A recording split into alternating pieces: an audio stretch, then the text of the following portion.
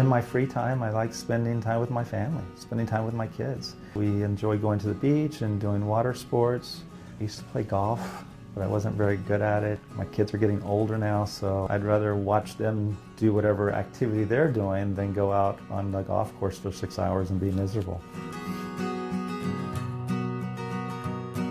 After finishing my military obligation, I got out of the military, moved away from Hawaii for a few years. After a couple of years, I decided I really missed Hawaii, and also realized there was a need in Hawaii for a state-of-the-art fertility center.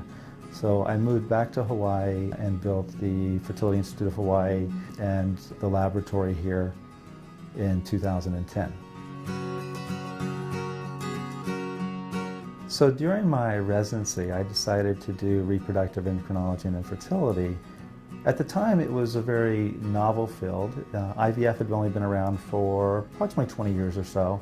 It was very academic. There was a lot of research involved. And at the time, it was what really drew me to the field.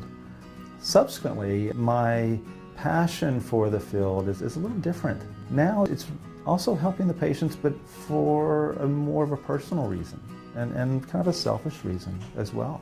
Personally, I've gone through a lot of the same things that my patients have gone through.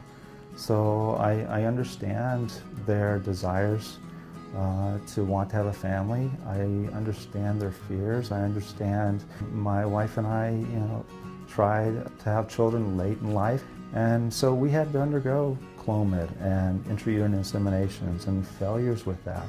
And then ultimately, a couple of IVF cycles before we were successful in building our family. I'm very lucky in that my passion is coming to work. I have one of those jobs where I get up in the morning and I'm excited to come to work because I have a family secondary to what I do. I realize there's a lot of good that we can do for our patients, and so when I'm with my family, it really gives me motivation to work even harder. My advice that I would offer my patients, and that I do offer my patients, is don't give up. Do everything you can, but make sure that you're comfortable with the treatment that you're undergoing. Don't be too aggressive with treatment if you don't want to be too aggressive. In the end, you just have to make sure that you're comfortable, that you've done everything possible.